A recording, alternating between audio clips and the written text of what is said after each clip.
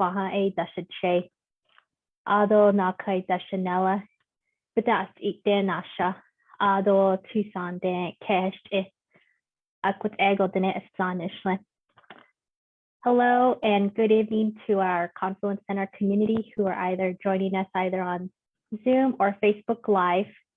My name is Yadira Caballero, and I am the Senior Program Coordinator here at the Confluence Center. I have just greeted you all in my Navajo language by properly providing my clans. I belong to the Reed People clan and born for the Mexican. On behalf of the Confluence Center for Creative Inquiry at the University of Arizona, we welcome you all to our third Frontieridades lecture series for the fall semester. As we live in a current moment of transition, we have to continue to understand and listen of the long-standing history and stories that has brought you to reside on the land. The land is part of who we are. It is part of our past, our current, and our future. We should carry the respectfulness of the people who have been here thousands of generations and will continue for generations to come. If we could take the moment to acknowledge the University of Arizona and the city of Tucson is located on the native homelands of the Tohono O'odham Nation and the lands of the Pascua Yaqui tribe. They are the ones whose care and keeping of these lands allows us to be here today. Whether you are joining us here in Tucson, in the surrounding area of the Salt River Valley, including the Akamo O'odham, Pima, and Peeposh Maricopa Indian communities, or in other areas of place in relation to the original people of the land, it is imperative that we continue to carry these reflections where you currently reside, and we need to build our mindfulness of our present participation. Now, transitioning to housekeeping updates, after the presentation, we will open it up for Q&A, but feel free to address questions at any time in the Q&A box located at the bottom of the screen or in the comment box on Facebook Live. We will try our best to get them answered at the end of the presentation. Lastly, you will find in the chat box a 2-question poll. If you could please respond, it would be greatly appreciated. All right, so now I would like to introduce you to Javier Durand, who is the director of the Confluence Center for Creative Inquiry and professor of Latin American and Border Studies, who will provide some announcements and introductions. Thank you.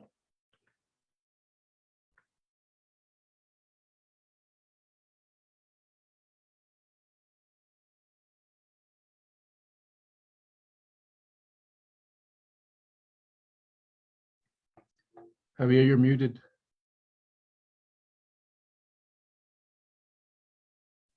Hi, Javier, I think you're muted. My apologies, sorry. Thank you, Yadira. Thank you, Angela. Welcome, everyone. Bienvenidos a todos to our second Frontieridades lecture series with Professor Maria Socorro Tahuenca. It's an honor to have her here with us today. As the pandemic continues to impact the world, it is important to recognize how our communities continue to grapple with its consequences, and while stories of survival and resilience permeate our imaginaries, the deep and lasting effects of this destruction continue to affect us all. I ask you all to pause and reflect on this struggle by observing a short moment of silence to acknowledge those who have left us.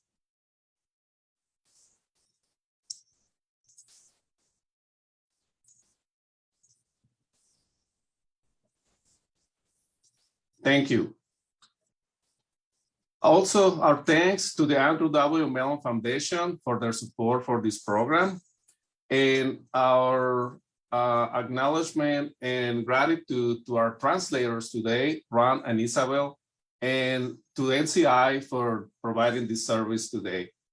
And my sincere thanks to the Confluence Center team, which makes all of this possible. Angela Martinez, Jasmine Vasquez, Yadira Caballero, Cristian Rubalcaba, Valeria Tapia, and Ruth Batia.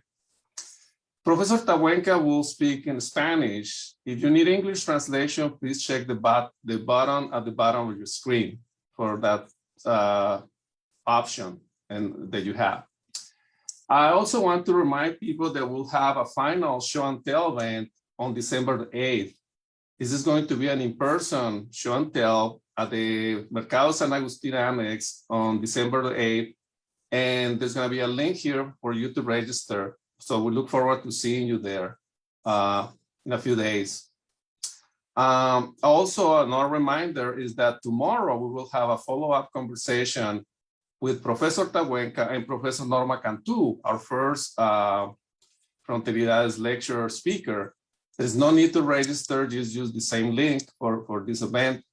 And finally, I'm very honored to introduce our moderator today, Romy Ceron, who is a PhD candidate in Hispanic Literatures and Cultures in the Department of Spanish and Portuguese here at the University of Arizona. She graduated with a degree in Latin American Literature at the Universidad Autónoma de Yucatán.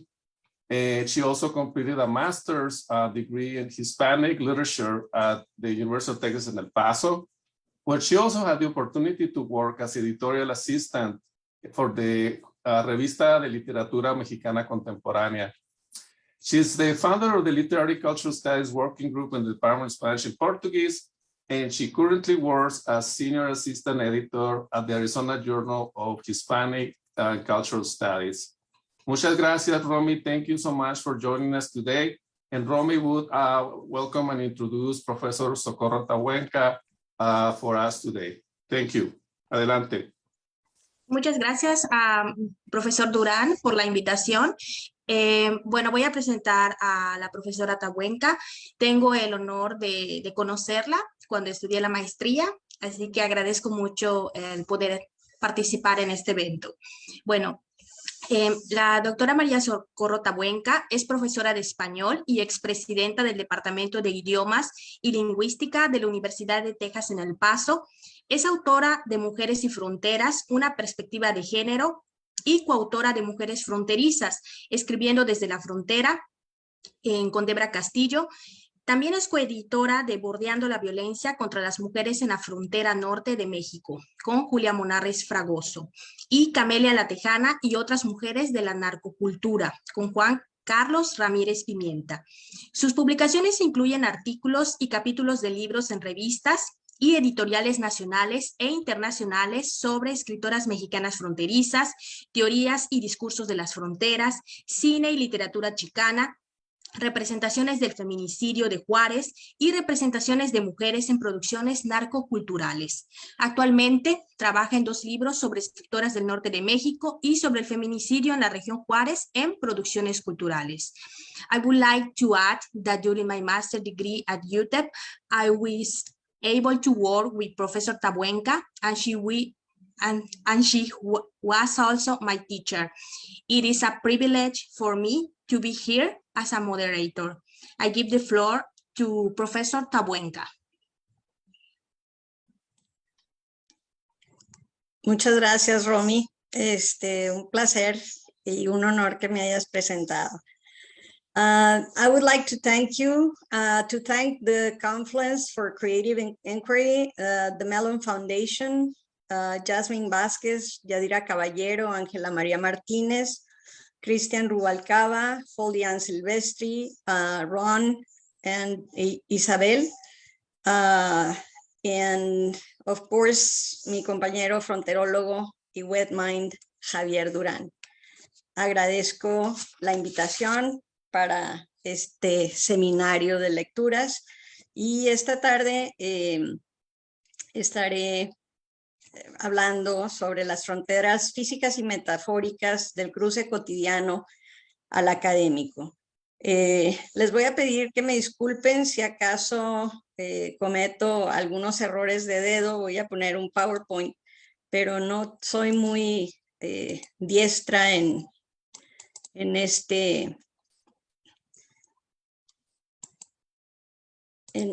la tecnología, entonces probablemente en algún momento dado a lo mejor me detenga porque mis ojos y mi dedo no pueden estar coordinados.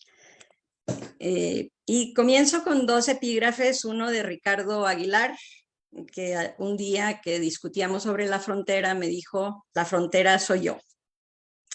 El segundo epígrafe es de Juan Gómez Quiñones y dice, neither of these two national histories, Mexico and the United States, had provided the space in which to tell the story of its population.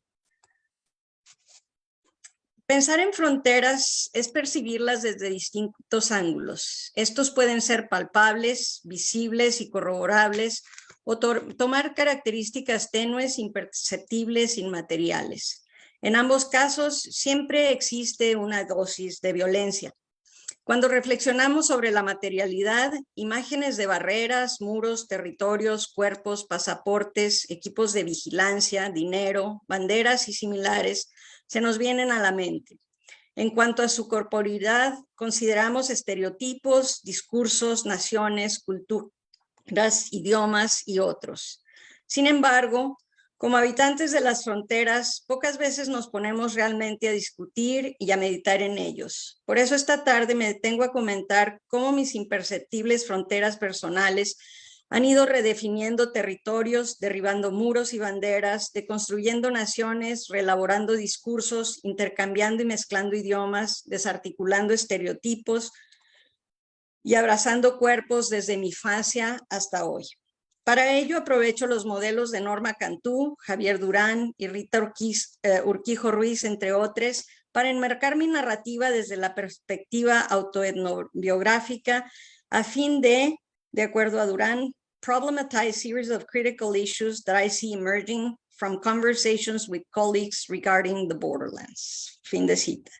Entonces, siguiendo estas pautas, empezaré a ejecutar a otra voz a fin de problematizar las fronteras imperceptibles que aludí al tiempo que como habitante reclamo el espacio que señala Juan Gómez Quiñones en el epígrafe y relatar una parte de mi historia, la cual ninguna de las dos historias nacionales se ha interesado en narrar. Aclaro que, como menciona una parte de la crítica sociológica más tradicional, no pretendo hacer de este un ejercicio egocéntrico, sino compartir mis experiencias porque tal vez algunos de ustedes coincidan con las mías y permitan una conversación más amplia. Soy hija de una madre mexicana que emigró con mis abuelos, tías y tíos de Cusihuiriachic a Ciudad Juárez en 1925 a la edad de 5 años. También soy nieta de un ferroviario español que se vio obligado a emigrar con mi abuela, mi padre y mi tía de Barcelona a Francia y México al final de la Guerra Civil Española y en 1945 a Juárez, donde vivieron hasta su partida. Nací en El Paso, Texas, y mis padres me llevaron a Juárez a los 3 días de nacida. Viví en Juárez durante casi 35 años, de los cuales asistí a la universidad y a trabajar y a estudiar, dentro de los cuales, desde que vivo en El Paso, desde 1985 vivo en El Paso y trabajé en Juárez de 1991 a 2008. He cruzado la frontera entre México y Estados Unidos diariamente por casi 50 años.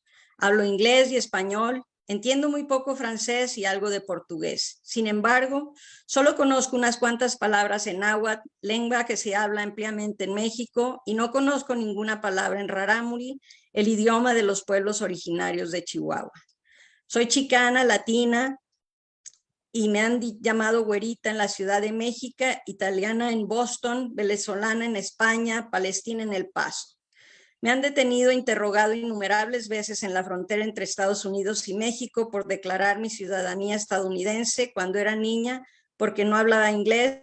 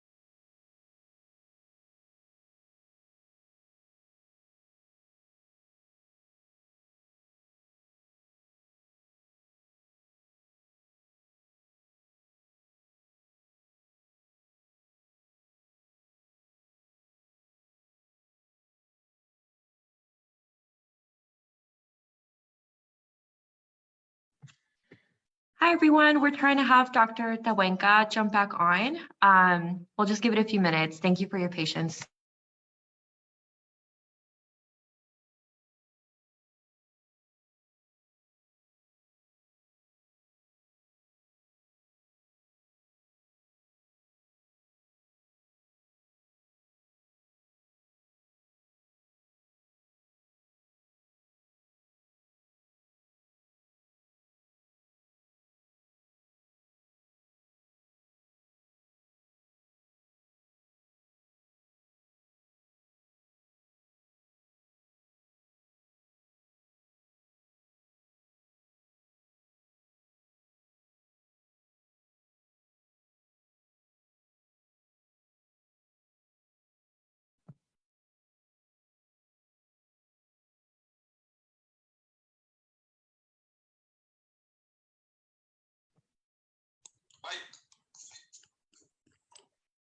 Bueno, me comunicaron que me quedé en que era Palestina.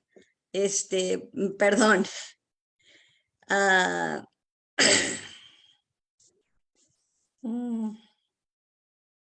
Una colombiana no podía creer que yo fuera mexicana porque no tengo el acento de la Ciudad de México, pero algunos amigos puertorriqueños comentaron que mi español era muy mexicano.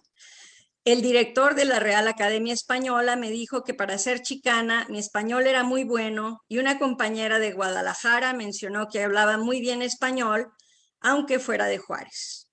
Afortunadamente, creo que nunca he tenido una crisis identitaria, ni siquiera cuando a los 5 años casi me expulsan de primer grado porque fui a quejarme con la directora de que un niño me había dado una patada en el culo. Palabra ampliamente utilizada en España y en Latinoamérica, pero prohibidísima en México, al menos en ese momento. Mi madre tuvo que explicarle a la directora que vivíamos en una comunidad de refugiados españoles, por eso a veces también ceseaba y usaba algunos de sus vocablos. Esta serie de anécdotas me permiten ilustrar lo confuso de las fronteras metafóricas, la complejidad de las percepciones identitarias y lo complicado que resulta comprender cómo la gente percibe a otros y cómo las personas se perciben a sí mismas, los lugares y sus representaciones. Crecí habitando fronteras sin apenas distinguirlo. A los 2 años que vivimos en Torreón, mi mamá me llevaba con ella a un jardín de niños en el ejido de Ana, donde yo participaba en todas las actividades que mi edad me permitía. He visto fotografías en los festivales de las Naciones Unidas aparezco de china o de japonesa. En Chihuahua, la convivencia con el exilio español se dio de manera natural, pues coincidimos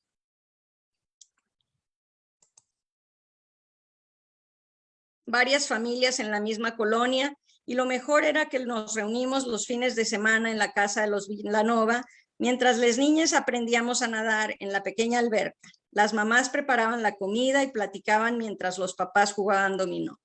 La casa de los Villanova era el cuartel general, no para recuperar la patria perdida, sino para construir un México mejor con los ideales de la Segunda República. Nuestra generación era, de alguna forma, esa semilla. Les hijes y nietes de quienes fueron les verdaderos perseguidos oscilábamos entre los 3 y los 20 años. Todos éramos como familia y lo seguimos siendo. De la primera generación de esas familias que llegaron a Chihuahua y nos reuníamos, solo quedan Carmen y Antonio Villanova de 83 y 86 años y la tía Carmen Serrano de Ceira y Orquídea Guillén que llegaron después. Mi tía Rosita falleció a los 93 hace un par de semanas y papá a los 95 el año pasado. Ellos cruzaron su última frontera recientemente portando 2 pasaportes, el de la tierra que les vio nacer y el de la que los recibió con los brazos abiertos y de la que nunca quisieron marchar. El mar o el Atlántico no fueron demasiada frontera para habitar otro país. Entonces, ese transitar mío entre fronteras se ha dado de una forma peculiar. De Estados Unidos a México, ya en México, en un pedazo de España, y luego en un constante ir y venir entre el país del norte y la nación del sur. Por el 3er año de primaria que estudiamos la conquista de México, empecé a tener sentimientos encontrados. Ni mi abuelito, ni mi papá, ni mi tía, ni ninguna de mis otros parientes españoles eran capaces de semejantes atrocidades. De hecho, Venían de librar una guerra contra las injusticias sociales auspiciada por el ejército conservador y la jerarquía eclesiástica. En realidad, mi abuelo nunca estuvo en el frente. No lo dejaron salir de sus oficinas del sindicato de ferrocarrileros de la red catalana. Desde ahí dirigió los ferrocarriles durante la guerra. Desde ahí sacarían el último tren con el maquinista a Francia cuando se perdió Barcelona y fueran a entregarse ante los franceses y los enviaran al campo de concentración de Argelès. Esta historia no la supe mientras estudiaba la conquista. Me enteré muchos años después de su muerte, junto con otras anécdotas suyas. Así fue como caí en cuenta que su conquista imperceptible y paulatina de México contemporáneo la había llevado a cabo a través de mi papá y mi tía, quienes se casaron con su güera y mi tío Enrique respectivamente.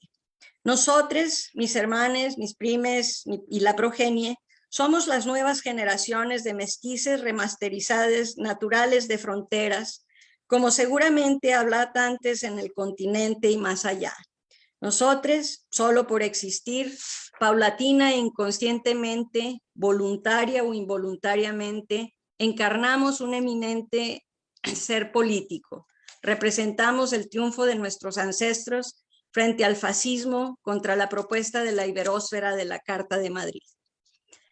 El regreso a Juárez tuvo un giro decisivo en mi percepción fronteriza. Mamá, como buena maestra de jardín de niños, cultivaba los sentimientos patrios, las tradiciones culturales, las visitas al cementerio, el Día de Muertos y demás avances educativos, mientras papá cuidaba celosamente nuestro progreso académico. A fin de no olvidar el poco catalán que conservaba, ya que mis abuelos no lo hablaban, se empeñó en enseñarme una canción popular y un trabalenguas en la lengua de su región. Me instruyó sobre les Castillers, Gaudí y las Ramblas. Yo guardaba esas estampas en mi corazón mientras incrementaba mi fascinación por la ciudad condal, tan distante e inalcanzable para todos. Había, sin embargo, un idioma que se empeñaba en que aprendiéramos, pues algún día lo necesitaríamos, aunque viviéramos en México, el inglés. Así que me inscribió en la primaria en las clases adicionales por la que se pagaba extra. Además de las clases en las cuales nos enseñaban a conjugar muchos verbos y no tanto vocabulario, veía las caricaturas de los canales americanos los sábados por la mañana. Entonces no había cable ni tele a color, y la mejor señal era la de los 3 canales del Paso, la de un único canal a nivel nacional y uno local que no veía. Esencialmente, el inglés entraba a casa por la tele a través de las caricaturas, el fútbol americano y el béis en temporada. Algunos programas musicales, Mr. Ed, Bonanza, La Ley del Revólver o Gunsmoke, Dark Shadows y Lost in Space. Alfred Hitchcock, Boris Karloff y La Dimensión Desconocida los veíamos doblados al español en proyección nacional. Aunque no entendía gran cosa, mi oído se fue acostumbrando al ritmo y al sonido de las palabras. En esa época cruzábamos poco al paso y no había filas, así que las posibilidades de practicarlo eran mínimas. Salvo el American Sir, Nothing Sir, McVaccine Sir, I was born in El Paso and live in Juárez, no recuerdo haber podido sostener una conversación mayor. Todo eso a mis escasos 9 años. Por cierto, a esa edad experimenté por primera vez la violencia del cruce, la discriminación, el racismo y el clasismo del sistema migratorio. Era un 31 de octubre y nos disponíamos a pedir dulces al Paso mis primos Córdoba, Richie, Lolita y Darío, junto con Lola Velarde. Era costumbre que mi tía Nieves nos llevara cerca de Loreto, de casa en casa, mientras ella nos acompañaba. Ese día íbamos con nuestros disfraces, sin pintarnos la cara quienes teníamos permiso con foto, emocionadísimos pensando que la calabaza llena de chocolates y dulces americanos que podríamos comer el mes siguiente. En Juárez ni se pedía ni mucho menos daban. Era una tradición gringa que no se seguía. Ese día particularmente había mucha cola, todavía no estaban los puentes nuevos. Cuando tomamos la curva para llegar a la garita, notamos que más adelante había autos regresándose. Mi tía bajó el vidrio, mostró su pasaporte y señaló a sus hijos que estaban inscritos en él. Darío y yo sacamos nuestro permiso de residentes en México y Lola su mica. El oficial ni siquiera se tomó la molestia de verlos. No pueden pasar. deben regresarse. ¿Por qué?, preguntó mi tía, si traemos todos los papeles en regla, incluso la vacuna. Porque los niños de Juárez no pueden ir a pedir al paso. Es la disposición de hoy. Y los americanos, insistió, son de Juárez. En ese instante, la frontera imperceptible se materializó en un diálogo que no duró un minuto siquiera. El migra fue determinante. No pasamos, pero dijo una gran verdad. Develó una importante frontera. Soy de Juárez. Consecuentemente, veté mis idas a FedMart con mis papás en un boicot personal que repetí en varias ocasiones, sacrificando entonces alguna bobería que se me antojase para el postre. Mi cuerpo fue la frontera que resistía no solo el trato racista del Estado a través de la gente, sino también a que se convirtiera en un consumidor de alimentos chatarra como los preciados dulces de Halloween, los postres y cereales de FedMart o Safeway impregnados de azúcar. Hace poco, narrando esta historia, me enteré que a Willy Delgadillo le pasó lo mismo. A partir de esa experiencia, mi visión de Estados Unidos, mi país de origen, se reflejó a través de este y muchos otros oficiales de migración quienes he enfrentado en distintas etapas de mi vida. En el doctorado aprendí que en ese espacio de en medio, en ese tercer espacio geográfico, podía aplicarse el metafórico in-between de Homi Bhabha, en cuanto a que éste se expresa más como una espacialidad descentrada y dislocada, como un ámbito que delimita y consolida espacialidades diferentes, donde además de expresarse en ellas el poder de los grupos hegemónicos, el oficial de migración, se configura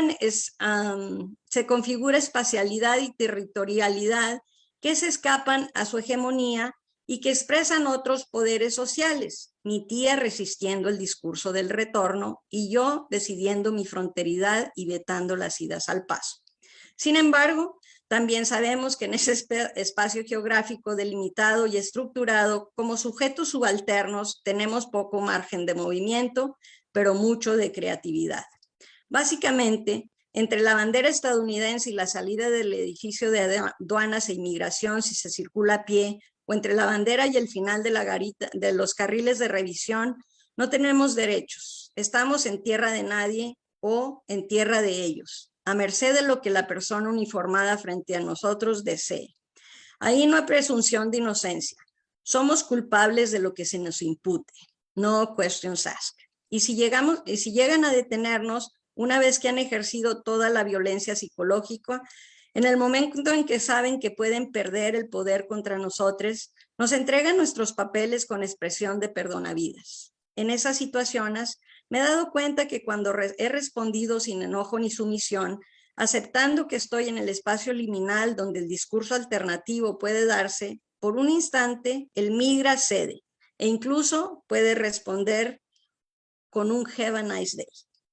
Nuestros estereotipos se encuentran y empatizan en ese instante y no hay dominador dominado, recordando a Bhabha, pero admito, se requiere la paciencia de Job y un ejercicio intelectual, pero sobre todo humano extraordinario. Con el pase rápido, el trato es distinto, pero el miedo es igual. Nunca sabes cuándo te lo pueden quitar por cualquier tontería, aunque a veces te perdonen la vida. Desde primero de prepa comencé a ir al paso 3 veces por semana después de levantar otro de mis vetos frente al operativo Intercepción implementado por Richard Nixon el 21 de septiembre de 1969, que finalizó el 11 de octubre del mismo año. El operativo causó un impacto importante en las comunidades fronterizas. Las estadounidenses fueron las más afectadas económicamente. Los ciudadanos de ambos países se quejaron de los tiempos de espera en los puentes de reciente creación, así como el trato abusivo y las revisiones exhaustivas y en ocasiones agresivas por parte de los oficiales de aduanas e inmigración. La inspección me recordaba que cuando la frontera se construyó como un territorio de sanitización y se experimentaron las fumigaciones y envenenamientos de trabajadores mexicanos y chinos que las cruzaban desde el sur. Sus consecuencias hasta el presente incluyen la declaración de guerra contra las drogas en México y el despliegue militar que se hizo en su momento en las fronteras terrestres, marítimas y aéreas, y la guerra abierta de Felipe Calderón, que inició en 2006 y que de 2007 a mayo de 2021, según las cifras oficiales en el país, suman 350 personas asesinadas y 72,000 desaparecidas. Una cifra que supera los datos del COVID hasta el día de hoy.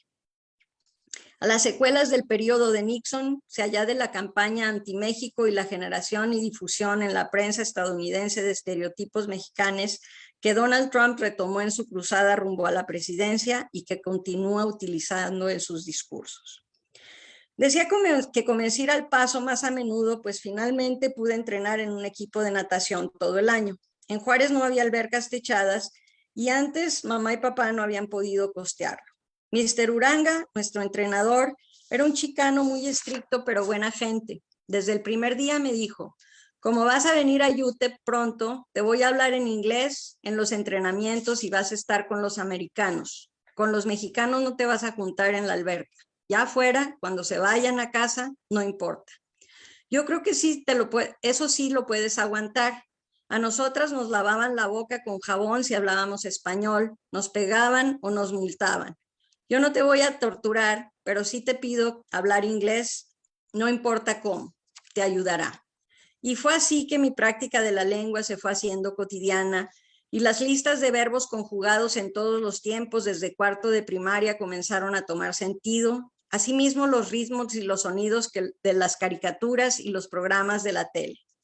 El señor Uranga me contó que en los veranos la alberca del Washington Park, que no estaba techada todavía, necesitaba voluntarios para enseñar a nadar a niños de escasos recursos. También en el segundo barrio, en el Centro Comunitario Armijo.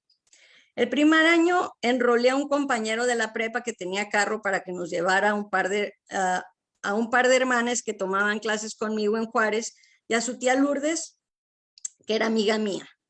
Por el raite, él entraba a nadar gratis y creo que medio cortejaba a mi amiga. Ahí conocí a George, otro entrenador chicano, joven y hippie, quien los días que no iba al Washington me llevaba a Armijo. George, Armijo y el segundo barrio fueron mi introducción a Chicano Studies en vivo, antes de leer nada del movimiento. César Chávez no estaba en mi panorama, pero Martin Luther King y su asesinato lo había conocido a través de las historias de mi tía Luchita, que anduvo en las protestas de Oakland a fines de los 60, así como por la revista Life en español, que no faltaba en casa. George estaba empeñado en apoyar a 2 adolescentes del barrio que nadaban muy bien y creía que yo podía ayudarle porque, aunque eran menores que yo un par de años, sentía que conmigo tendrían más confianza. Sonia y Carlos eran pícaros e ingeniosos, no pertenecían a ninguna pandilla, como algunos presumían, ni siquiera tomaban o fumaban. Les gustaba nadar y jugar básquet. Eran muy rápidos en los 2 deportes, solo que les faltaba técnica y ahí fue donde entré yo. Por las mañanas entrenábamos, pues ya George nos inscribió en una competencia de la ciudad con el equipo de Armijo, que éramos 3. Como George nos contaba sus experiencias de combates en Vietnam y la importancia del pelotón, pudimos integrar un grupo de chicanes muy variado. George debe haber tenido la edad de Manuel, mi hermano, 6 años mayor que yo. Se había salvado de la muerte en Vietnam gracias a sus compañeros chicanos, afro, nativos y un anglo de una comunidad marginal de los Apalaches. Por él conocí el movimiento chicano, el término hillbilly y la discriminación con la que el Estado manejaba la guerra.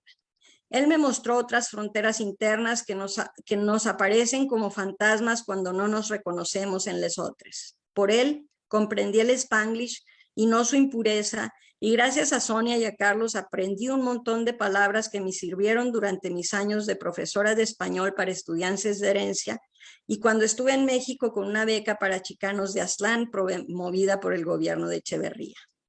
Carlos y Sonia eran mexicanos de segunda generación. Ella no tenía padre y su madre trabajaba en la Fara como obrera.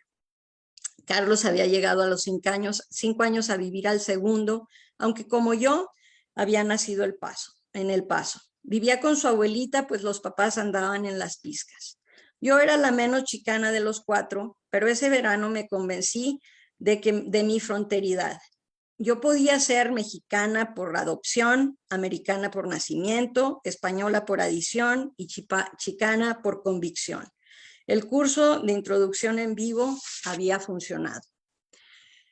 El cruce entre Juárez y El Paso se hizo parte de mi cotidianidad una vez que ingresé a UTEP.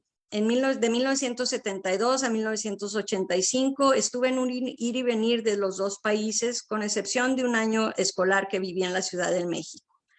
En El Paso estudiaba y trabajaba, en Juárez vivía con todo lo que implica habitar una ciudad.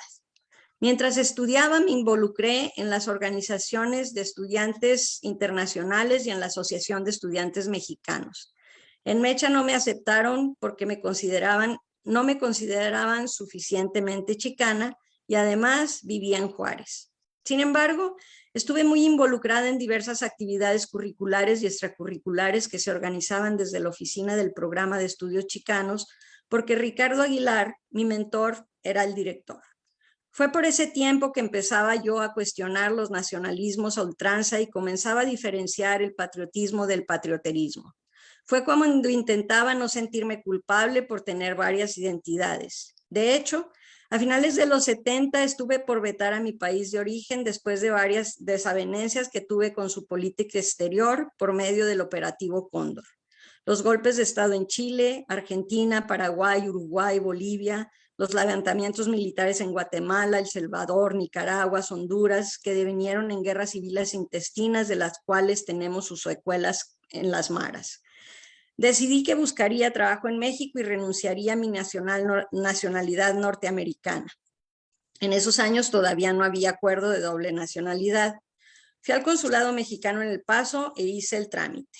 Me entregaron un pasaporte con un sello que decía válido por 1 año o hasta recepción de carta de naturalización.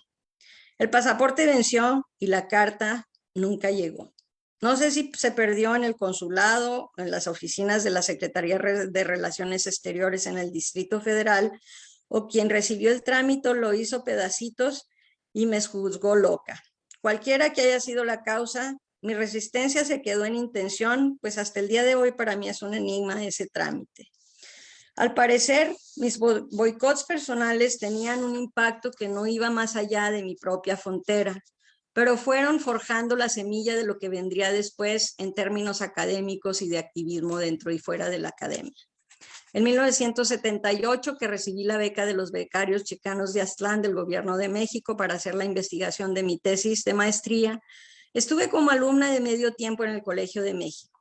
Si Rosina Conde descubrió la frontera cuando llegó a la Ciudad de México, yo me topé con un muro dentro de la institución.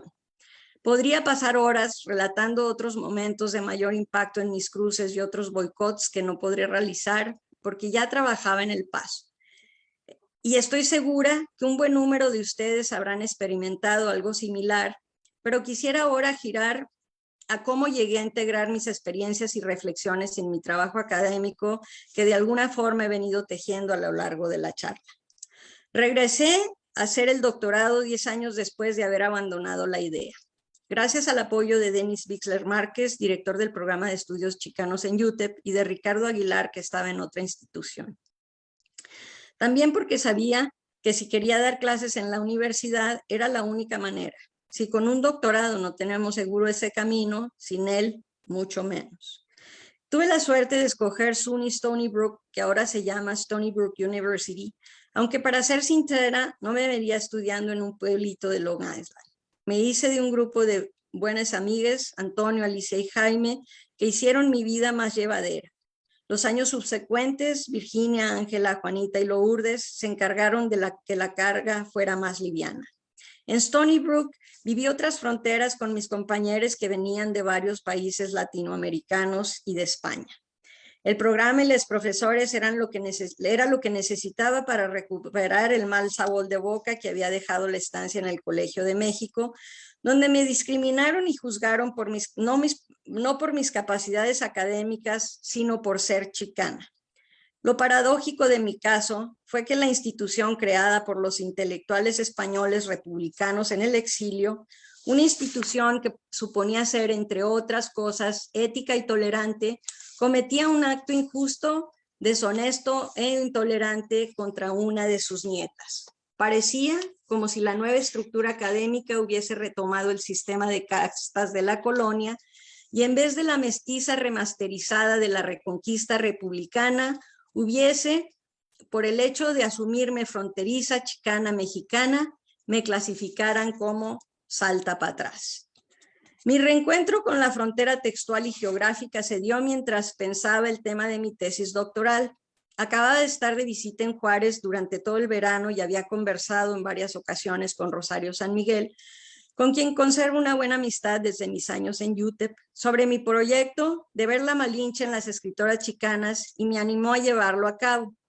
De vuelta a Stony Brook, reflexionando en cómo aproximaría las fronteras culturales de Malintzin con las chicanas en un bosquejo muy preliminar, antes de llevar a cabo la investigación, pensé que si yo era de la frontera y Rosario San Miguel desde Juárez y Rosina Conda desde Tijuana, seguramente habría más escritoras en la frontera norte mexicana, tallereando y publicando. Me fui a hablar con mi directora, Georgina Sabat Rivers, y con el consejero de estudios graduados a comentarles mi nuevo plan. Ella me dijo que no sabía nada del tema, pero que lo avalaría si yo creía que podía resultar algo interesante. Él no me desanimó, pero comentó que si no había estudios sobre las autoras sería difícil conseguir algo. Ahí empezó esta aventura de estudiar mi frontera interminable. Concluí los cursos y los exámenes comprensivos en diciembre de 1991 y me contrataron en el Colegio de la Frontera Norte en su sede en Ciudad Juárez. Creo que son muy pocas las personas que tienen la fortuna de regresar a trabajar a su lugar de origen, a donde tienen su comunidad, su familia, su objeto de estudio. En ese tiempo no había internet, así que había que ir a los lugares, llevar a cabo entrevistas, consultar las bibliotecas en persona y las librerías locales, pues la difusión de los libros de escritoras no avaladas por el centro era mínima. Corrí con suerte, además, pues el colegio tenía sedes en la mayoría de las ciudades principales de las fronteras que me interesaba investigar. Entonces me encontré con un corpus de escritoras, en su mayoría poetas, en Baja California, Sonora, Chihuahua, Coahuila, Nuevo León y Tamaulipas. Algunas reseñas tenían varios años de publicar en revistas o editoriales locales y algunas, como Rosina y Rosario, habían alcanzado un público nacional. Sin embargo, había muy poca crítica sobre ellas. Algunas reseñas y unos cuantos artículos de Humberto Félix Berumen, Sergio Gómez Montero, Gabriel Trujillo Muñoz y Leobardo Sarabia. Toda la reducida crítica de mujeres estaba escrita por hombres. Guadalupe Aldaco y Margarita Oropesa escribían sobre poetas sonorenses, pero ninguna académica había escrito sobre las narradoras de la frontera norte. Encontré entonces mi oportunidad.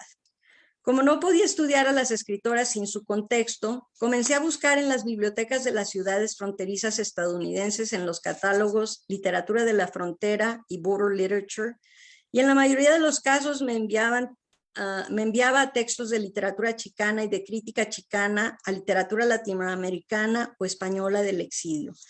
Busqué también Mexican Border Literature y las categorías eran interminables, pues el catálogo interpretaba literature como bibliografía o literatura en su tercera acepción del diccionario de la Real Academia Española, como conjunto de las obras que versan sobre determinada materia, literatura jurídica, médica, etc. Encontraba temas ambientales, migratorios, de salud, de educación, menos de literatura como el arte de escribir. Estuve también en Berkeley, Austin y Houston, y lo que encontré fue lo mismo que ya había hallado. En México, las escasas publicaciones sobre el tema las habían hecho los críticos e historiadores de literatura mencionados, quienes básicamente daban fe del movimiento literario en el norte de México. Las características generales, básicamente de narrativa, y la poesía, ya que el teatro había muy poco y el ensayo lo estaban inaugurando ellos. Así formulé el capítulo sobre lo que he llamado las literaturas de las fronteras, del que aparecería un avance en la revista Discourse con el nombre Viewing the Border Perspective from the Open Wound.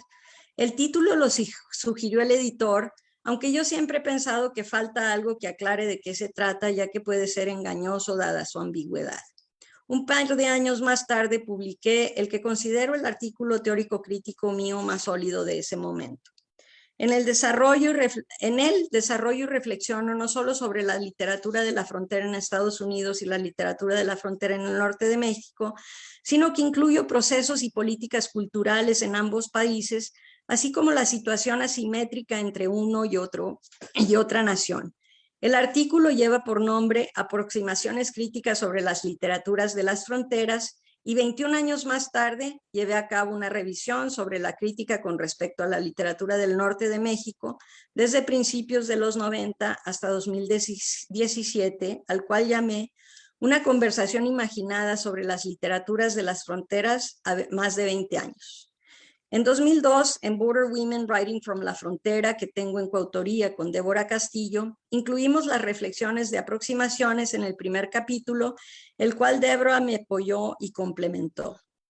Es decir, lo que empezó con un planteamiento de mi tesis doctoral me ha llevado a continuar estudiando, cavilando y escribiendo desde distintos ángulos y a diferentes escritoras mexicanas, norteñas y chicanas.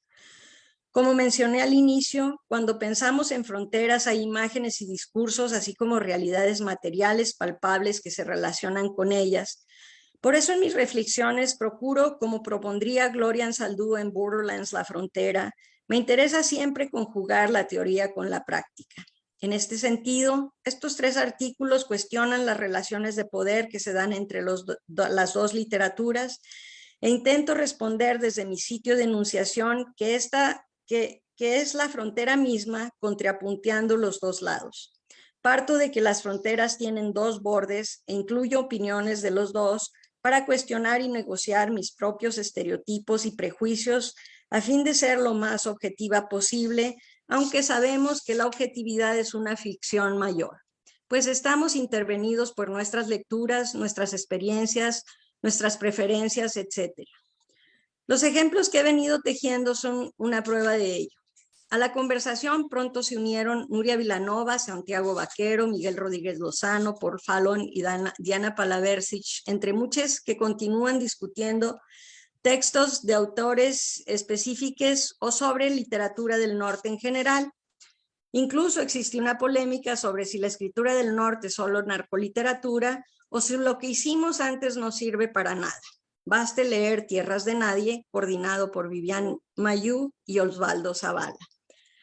Además de repensar las diferencias y coincidencias entre las literaturas de las fronteras entre México y Estados Unidos, he indagado sobre diversas temáticas en la escritura de Rosina Conde, Rosario San Miguel, Sandra Cisneros, Norma Cantú, Gloria Anzaldúa, Patricia Lauren, Silvia Aguilar Seleni, Miguel Méndez y Ricardo Aguilar. Aproximo los textos intentando encontrar lo que comentan sobre las fronteras geográficas, textuales, de género, de lengua, así como sus silencios. Pretendo que mi lectura no se quede en una simple anécdota o elucubraciones teóricas excesivas e infecundas, sino que pueda armar una conversación con otras lecturas que contrasten las visiones de fronteras hechas para proponer visiones alternativas que no nieguen las realidades que suceden en nuestras ciudades, pero que no articulen las visiones hegemónicas que se han impuesto sobre ellas. De hecho, una parte de mi investigación surgió como respuesta ante la urgencia de participar desde mi trinchera, haciendo algo contra el secuestro, el terror, la tortura, la violación y el asesinato de mujeres en Ciudad Juárez, que se manifestó abiertamente en junio de 1993, y al cual Julia Morales lo tipifica como feminicidio sexual sistémico. Primero respondí a una campaña publicitaria de supuesta prevención que era misógina, clasista, racista, estigmatizaba a las mujeres asesinadas y las culpaba de sus asesinatos, mientras él o los criminales caminaban por nuestras calles impunemente. El análisis del discurso de Teun Van Dijk y Norman Fairclough me han apoyado en mis estudios de la prensa, cine y series de televisión que tratan de las representaciones del feminicidio y de las mujeres en el narcotráfico. Los lingüistas basan sus análisis en lo que llaman estudio crítico del lenguaje, que se encarga de estudiar el lenguaje en uso y el uso del lenguaje, y cómo éste produce y reproduce ideologías y cómo a través del lenguaje establecemos relaciones de poder. Como en el caso de la frontera México-Estados Unidos, existe una relación asimétrica a nivel macro y micro. Fairclough y Van Dijk se convierten en aliados importantes para mis estudios. El feminicidio y el narcotráfico son dos problemas sociales que han impactado a México y en el caso particular de mis estudios a Ciudad Juárez. La ciudad ha estado en el discurso público como ciudad del vicio y perdición desde los años 20 del siglo pasado, gracias a la ley Volstead en Estados Unidos, y que prohibía el consumo de alcohol dentro de sus fronteras. Entonces, las ciudades fronterizas mexicanas se convirtieron en el sitio de ocio y diversión de las estadounidenses que no podían beber, jugar, apostar o contar con servicios sexuales legalmente. Esto último todavía está prohibido en la mayoría de los estados en Estados Unidos. Ciudad Juárez ha sido desde los años 20 una plaza importante para el trasiego de droga que comenzó con Ignacia Jasso, alias La Nacha, y se quedó con el negocio de su marido Pablo González el Pablote, y ha pasado por sus nietos, por Rafael Aguilar, Amado Carrillo, y desde los 80 Juárez ha estado en pugna entre el cártel de Tijuana de los Arellano Félix, el de Sinaloa, excomandado por Joaquín El Chapo Guzmán, y una serie de pandillas locales, nacionales y transnacionales, entre las que se encuentran los aztecas y los artistas asesinos, aunados a la línea brazo armado del cártel. Estas realidades, así como el feminicidio y la violencia que se desató entre 2008 y 2012 a causa de la declaración de guerra contra el narco de Felipe Calderón, llegaron a hacer que se propagara la imagen de Juárez como la ciudad más violenta del mundo, a la ciudad que devora a sus hijas, alrededor del globo terráqueo. A Ciudad Juárez se la ha vapuleado y vilipendiado sin piedad la ciudadanía, los gobernantes, la academia, los medios, articulando repetidamente los discursos gastados y caducos.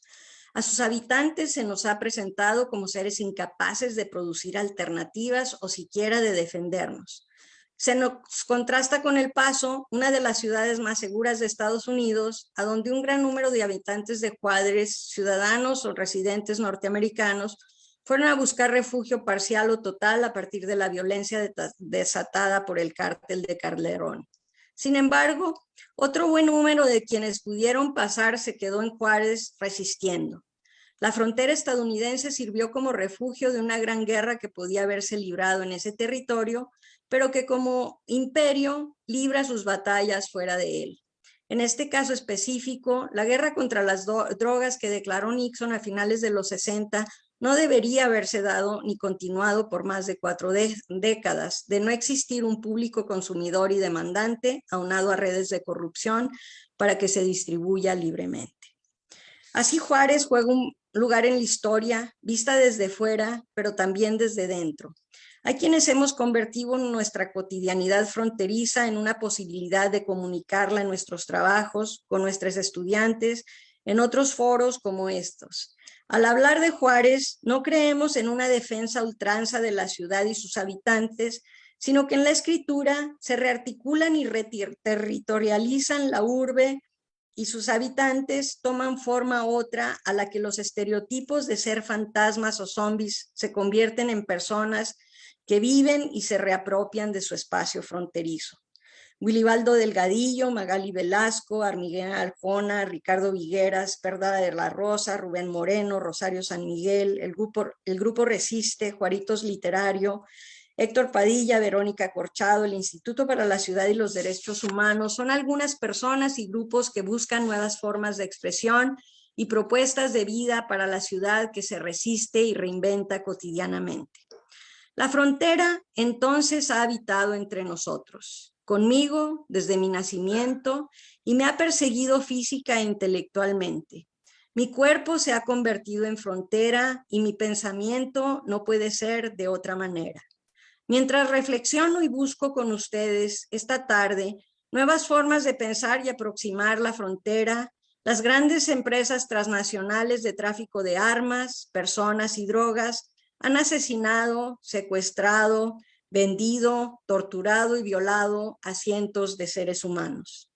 Las xenofóbicas continúan tomando acciones callejeras, los activistas trabajan, el Estado guarda silencio y nosotros nos quedamos con esta frontera interminable que nos habita y que habitamos. Muchas gracias.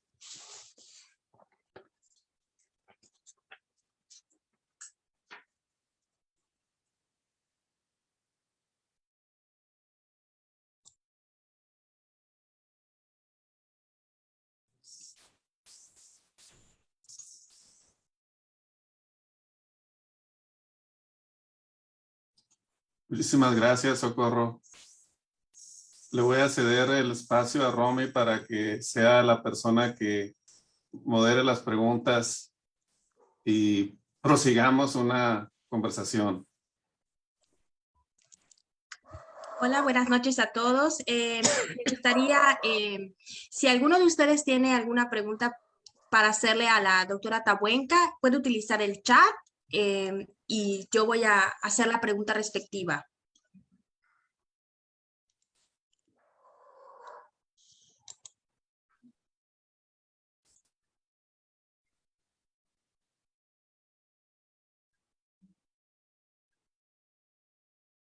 Un momento.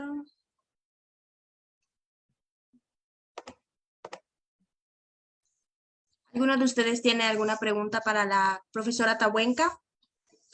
Tenemos una. De Jorge Manzanilla. Dice, ¿cuál cree que sea la discusión a futuro en torno a la frontera?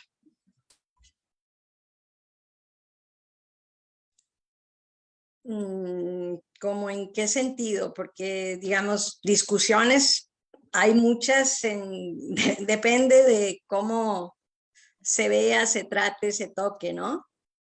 No sé en qué sentido Jorge esté pensando o... Porque acaba de comentar, dice, la discusión en torno a lo ideológico, lo político y también lo sexual.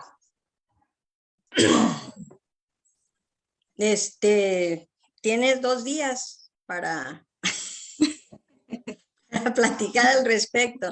Yo creo que las discusiones con respecto a la frontera se van creando, depende cómo vayamos procediendo, ¿no? Y cuáles sean, si estamos hablando de la frontera, quiero pensar que estamos hablando de la frontera México-Estados Unidos y bueno, las discusiones pueden ser dependiendo la temática que estemos hablando, ¿no?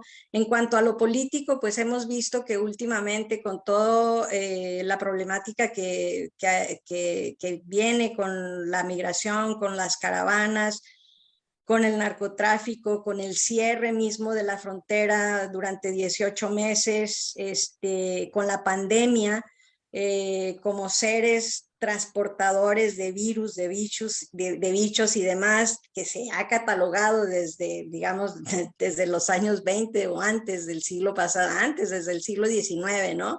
En que se fumigaban a los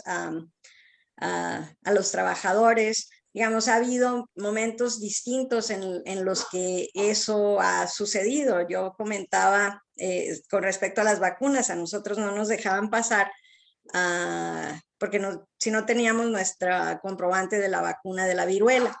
Ahora los ciudadanos mexicanos no pueden pasar si no tienen el comprobante de la vacuna contra el COVID, ¿no? Entonces, creo que las conversaciones a futuro sobre los discursos de la frontera, pues dependiendo de cuáles sean, porque digamos la problemática es muy grande, la problemática que tiene que ver también con el medio ambiente, con los recursos naturales, el agua es un tema que a presente y a futuro tiene, digamos, como muchas conversaciones, y las reformas migratorias, etcétera, etcétera, ¿no? Entonces, cuando vaya a Tucson, a ver si me invita Jorge ahí a un café y podríamos discutirlo. O un whisky también podría ser. Y yo me sumo. Bueno, tenemos 3 preguntas más. Una de Jenny Pedroso. Ella pregunta, comenta, ¿no? Me gustaría entender mejor qué se entiende por el tercer espacio. Bueno, el tercer espacio, de acuerdo a Homi Bhabha, es este espacio en donde los ciudadanos subalternos tienen la posibilidad de emerger en una, digamos, y crear un discurso contrahegemónico y levantarse, digamos, en contra del poder, ¿no? Y es con base en la creatividad que tienen los sujetos de poderse representar como ellos mismos. Es un poco, digamos, diferente a lo que sería el espacio de Nepantla, que de acuerdo a la tradición precolombina que retoma Sor Juana, que más adelante retoma Gloria Anzaldúa y que se ha utilizado dentro de la crítica chicana, sería ese espacio de en medio, ¿no? Que tenemos. O sea, hay muchos de nosotros que vivimos entre un mundo y otro, en una identidad y otra, en un idioma y otro, entonces, en ese sentido, pero el espacio, este tercer espacio permite, digamos, así como Nepantla, ¿no? Permite que se den otras posibilidades que, digamos, si estamos comparando las dos fronteras, que tanto que tanto México como Estados Unidos no nos permiten. Pero es un espacio más metafórico, digamos, que físico. No es un espacio, digamos, porque hay mucha gente que habla, hay alguna parte de la crítica que menciona, digamos, como la frontera de Estados Unidos y México, como este tercer espacio, Mexamérica, donde todos nos amamos y no sé qué, no sé cuánto, lo cual es mentira. Porque notamos estas desavenencias entre incluso las mismas culturas, ¿no? Ok. Muchas gracias, profesora Tabuenca. Gracias. Otra de las preguntas de Fierros dice, ¿a qué atribuye usted la paradoja de que los exiliados republicanos fueran injustos, deshonestos e intolerantes contra su propia gente? Bueno, eso lo utilizo yo, digamos, como una metáfora con respecto a lo que me sucedió a mí en el colegio de México, en México, ¿no?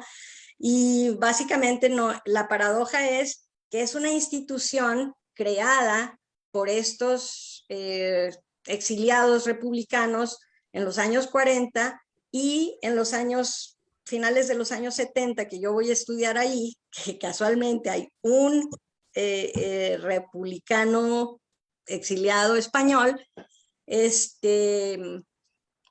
por el hecho de que una profesora alemana creía que yo era chicana y que me vestía con camisetas de Mickey Mouse, y eso le causaba un problema terrible, porque eso pensaba ella que por eso no era seria en cuanto a la literatura. Decidió ponerme una calificación baja que no era reprobatoria, pero tampoco era muy buena. Él, que había prometido que nos iba a dar 10 a todos, y yo, que me sentí muy mal que me diera un 10 sin entregarle un trabajo, le entregué un trabajo y entonces también me dio un 7. Y cuando le pregunté por qué, me dio 4 vueltas, no me dijo mucho. Y al final me dijo, bueno, porque fulanita de tal dijo que no te tomabas en serio la literatura y que te tenías que ir. Y como nadie más la apoyó, pues yo sí. Entonces, en ese sentido, es que, digamos, que hay parte de los republicanos españoles que no conservan, digamos, la honestidad de su palabra, como en este caso este profesor, ¿no? No es que todo el exilio, sino lo utilizo un poco como metáfora, ¿no? De la misma manera que utilizo como metáfora el decir que somos los mestizos remasterizados, ¿no? Okay. Muchas gracias, profesora. Una pregunta de Hilda dice, gracias por esta presentación tan maravillosa.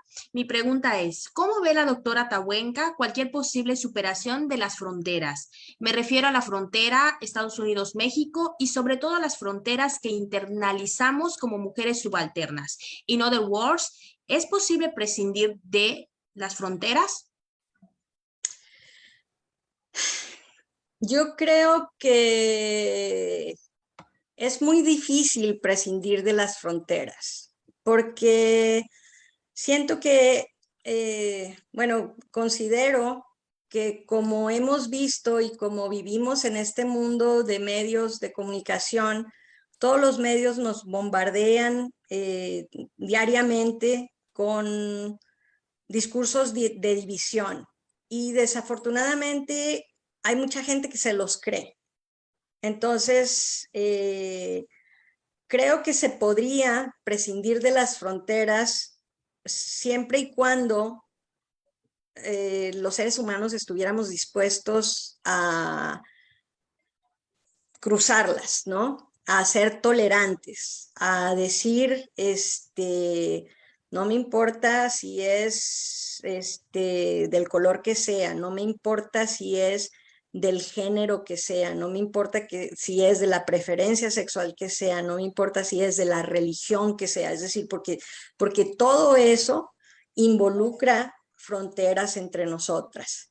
Y nosotras, por ejemplo, entre mujeres muchas veces creamos estas fronteras, ¿no? Porque estamos en este constante pugna entre quién tiene más poder o quién es más linda o quién es más flaca o quién tiene los ojos más acá. Entonces, o sea, y creo que este mundo nos ha llevado a deshumanizarnos más. En lugar de humanizarnos más, creo que nos ha llevado a deshumanizar más.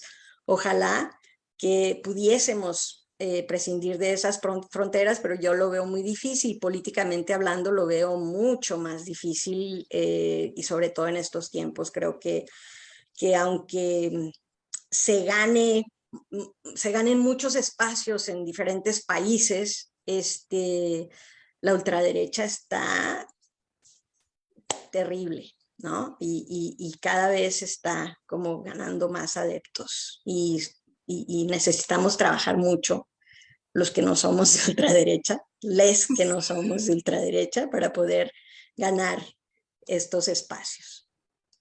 Y efectivamente, como mencionó, también se pudo ver mayormente con el problema del coronavirus, ¿no? En vez de unirnos, hubo más Bueno, en vez de también de que los países ricos suelten las patentes para que los países pobres puedan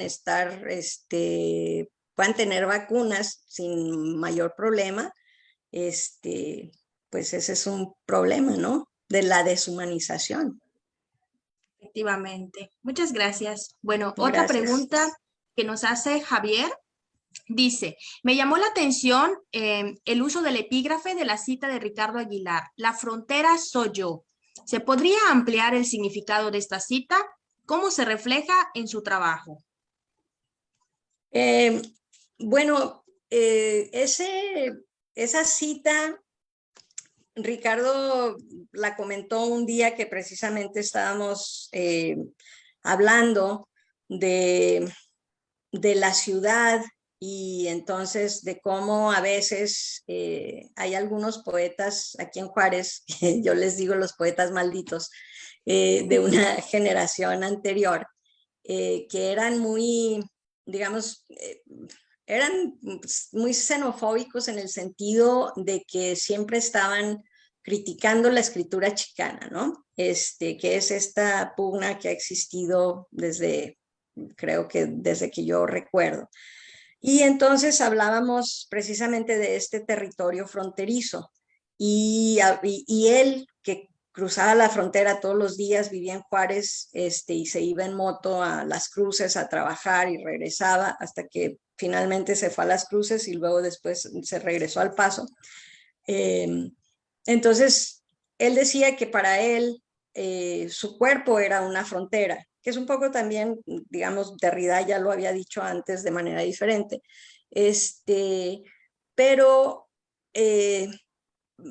yo considero que cada una de nosotras, nosotres, somos fronteras, porque siempre tenemos enfrente el otro, la otra, le otre, y, y lo percibimos a través de estos ojos que están llenos de discursividades, de imágenes, de sonidos, de olores, que son distintos, ¿no? Por ejemplo, yo podría decir, yo en alguna ocasión, no sé por dónde lo tengo escrito, comento que aún habiendo nacido en la misma casa, crecido con los mismos papás, Manuel, Rosa María y yo somos totalmente distintos. Y estoy segura que la frontera la aproximamos de una manera diferente, el estrés, ¿no? Entonces de esa manera creo yo que cada quien somos una frontera. Muchas gracias. Otra pregunta de Lucía. Dice, ¿cómo encontrar un sentido de pertenencia intelectual siendo latins? Cuando la academia y los discursos decoloniales están hechos desde una visión académica eurocentrista. ¿Cómo crear espacios de impacto en la frontera que divide la academia y el compromiso que tenemos con la justicia social? Yo creo que eso es continuar trabajando por ello. O sea, yo estoy como peleada ya, no, peleada en el buen sentido de la palabra,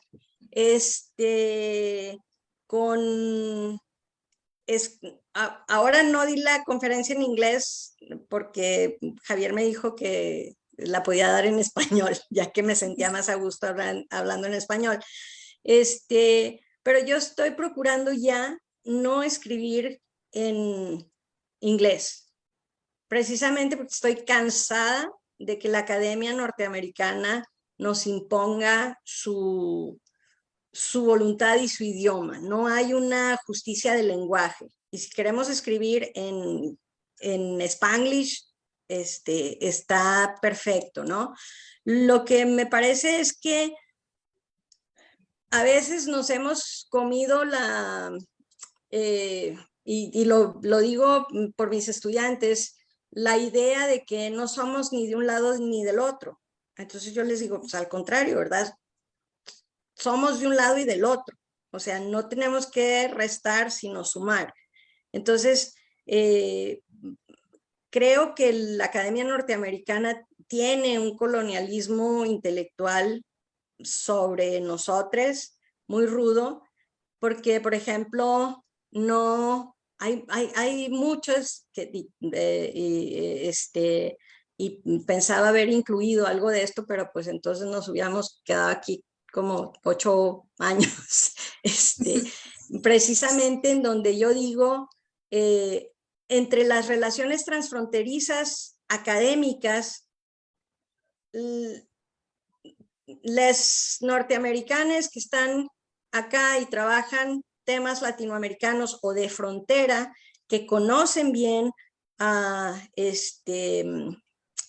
académicos mexicanos, trabajan con ellos o no de acuerdo a su conveniencia. Es decir, por ejemplo, en ediciones de libros. Yo he visto muchas ediciones de libros en donde no hay nadie de México. O sea, sobre relaciones transfronterizas. He revisado bibliografía, nada más porque me interesa, y a veces cuando hablan de migración, ni siquiera mencionan a Jorge Bustamante, que es uno de los pilares de la migración internacional, porque toda su bibliografía está en inglés y todas las citas son de académicos norteamericanos o de gente que escribe en inglés, porque no leen en español, ¿no? Entonces eso, pienso yo que necesitamos nosotros hacer un esfuerzo por combatir esas situaciones desiguales y esa injusticia en el lenguaje. Me alegra mucho que mencione esto, profesora, porque es una conversación que los mismos estudiantes a veces compartimos, ¿no? Respecto a las lecturas que se dan dentro de la misma en universidad o fuera de ella, ¿no? Siempre la producción es en inglés, entonces necesitamos más producción en español. Bueno, tenemos otra pregunta de Idali. Dice, buenas tardes, profesora Tabuenca. Mi pregunta sería, ¿hacia dónde dirigirá o le gustaría dirigir sus proyectos a futuro? ¿Van dirigidos a un público en general o solo a los que nos consideramos chicanos, chicanas? ¿Y qué es lo que planea hacer con ellos? ¿Tal vez marcar la diferencia de raza y hacer conciencia o puede ser algo más?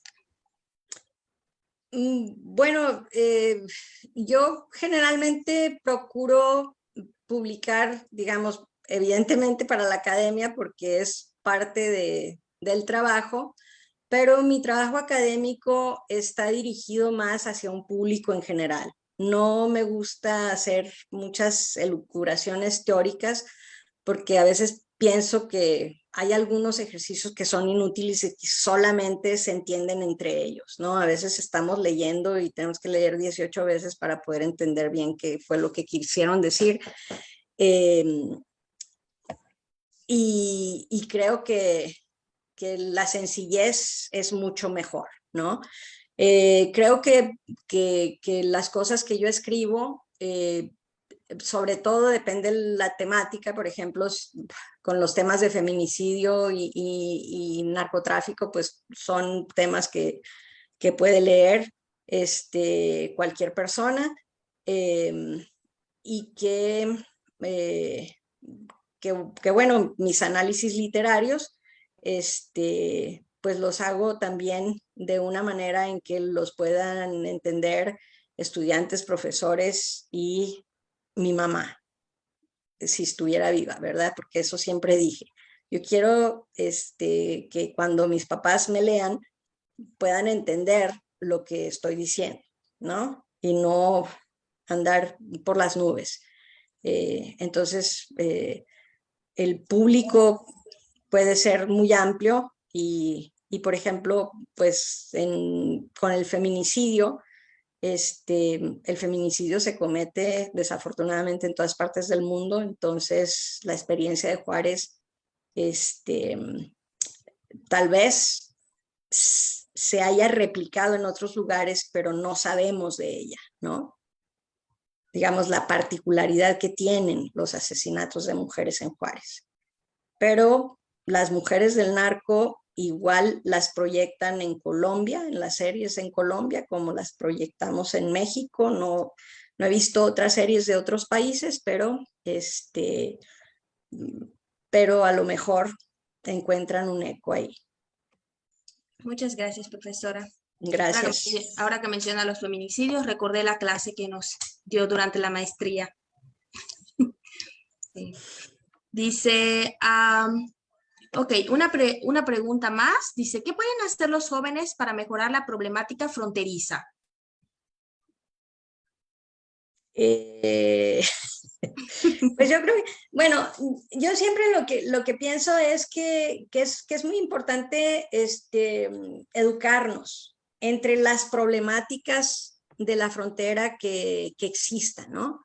Es decir, porque a veces hablamos, creemos que porque vivimos en la frontera ya lo sabemos todo y manejamos todo y no nos pueden decir nada porque ya lo vivimos, ya lo probamos, ya sabemos, ya conocemos todo, ¿no? Y la verdad es que hay muchas cosas que no sabemos de la frontera. Es decir, yo hablé de Juárez porque es lo que conozco y es lo que he estudiado más, ¿no? Sé que hay problemáticas que son compartidas por muchas de las ciudades mexicanas, pero hay otras problemáticas que no tenemos en todas las ciudades, ¿no? Entonces, y hay muchas cosas que desconocemos. Por ejemplo, en cuestiones de salud, en el mismo trato que les damos a los migrantes, en el mismo trato que tenemos con nuestros vecinos o vecinas, ¿no? A veces los cruces son distintos en diferentes fronteras, porque los agentes de inmigración se comportan diferente de acuerdo al lugar en donde están. Entonces, pienso que es a través de educarnos y de ser tolerantes, que es algo que se nos olvida, ¿verdad? Que debemos practicar, es algo que necesitamos ejercitar, porque en estos tiempos modernos la tolerancia y la paciencia es algo que no se nos da muy bien. Sí, la educación es la base de todo, como menciona.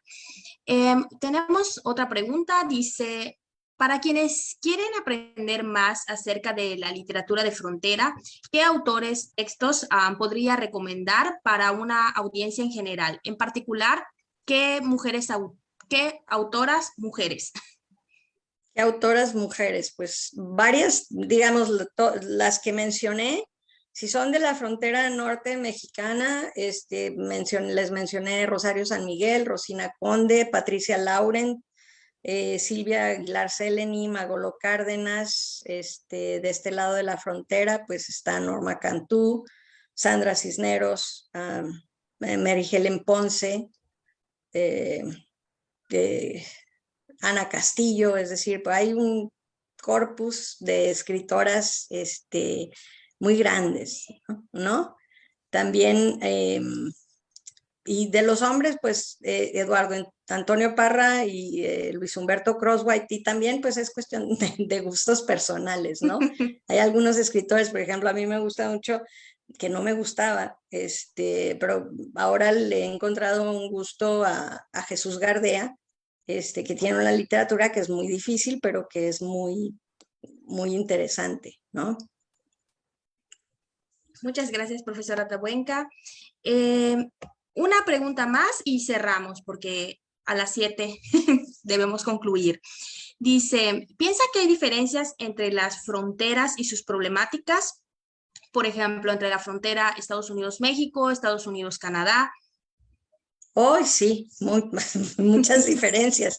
La frontera de Estados Unidos y México es el primer mundo contra o sea, que choca con el tercero, ¿no? Como dice Gloria Anzaldúa y muchos otros. Y la frontera entre Canadá y Estados Unidos es una frontera entre iguales. Hay una diferencia enorme entre los procesos que existen de estereotipación, por ejemplo, aunque los estadounidenses y los canadienses no se lleven muy bien, no es la misma animadversión que existe en contra de los mexicanos. Por ejemplo, ustedes nunca oyeron a Trump lanzando un discurso en que ya vienen los canadienses y son unos violadores y unos criminales y demás, ¿verdad? ¿Verdad que no? Entonces, es una problemática que tiene desde que la frontera se perdió, ¿verdad? Desde 1848. Y también hay una animadversión por parte de los mexicanos en contra de los estadounidenses. También hay eso, ¿no? Pero en cuanto a países y estructuras, la asimetría económica es muy grande y es lo que se maneja, y es esa diferencia enorme que se tiene, ¿no? En cuanto, que es la misma diferencia, digamos, guardadas las distinciones que se tiene entre la frontera de México con Guatemala, ¿no? En el caso de México con Guatemala, pues México sería la potencia, entre comillas, y Guatemala sería como estamos nosotros en contraposición de Estados Unidos. Sí, efectivamente, el problema fronterizo que hay ahorita también es muy fuerte en cuanto a los haitianos, ¿no? Que intentan cruzar a través de Guatemala y no se les permite. Sí. Bueno, profesora Tabuenca, por mi parte ha sido todo. Estoy muy feliz de volverla a ver, de ser parte de este webinar, participando.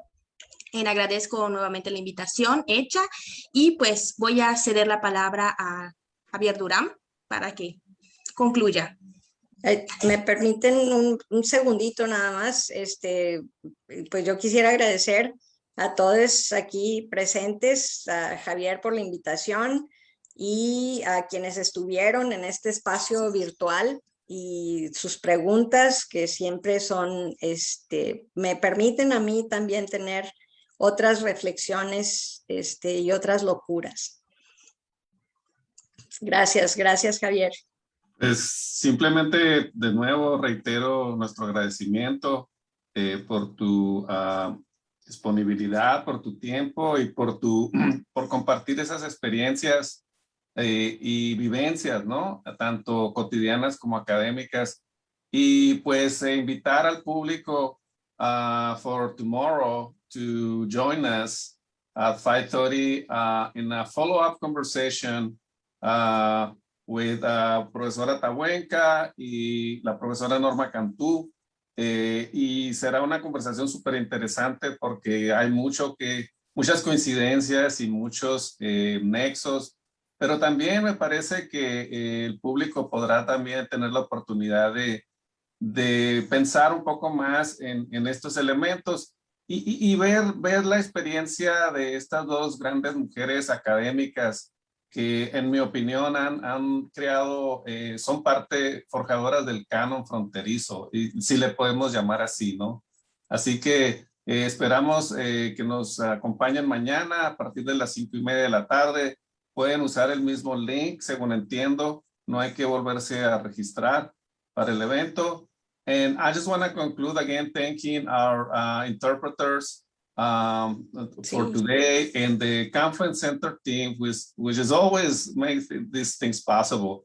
Thank you, team. Thank you, Maria Socorro. And we look forward to seeing you tomorrow in the follow-up conversation. Romy, thank you so much for being moderator and willing to participate in introducing Doctora Tabuenca. With that, I want to wish everybody a good night, and I will see you tomorrow. Muchas gracias. Buenas noches. Gracias. Thank you very much. Hasta pronto. Hasta mañana. Hasta mañana.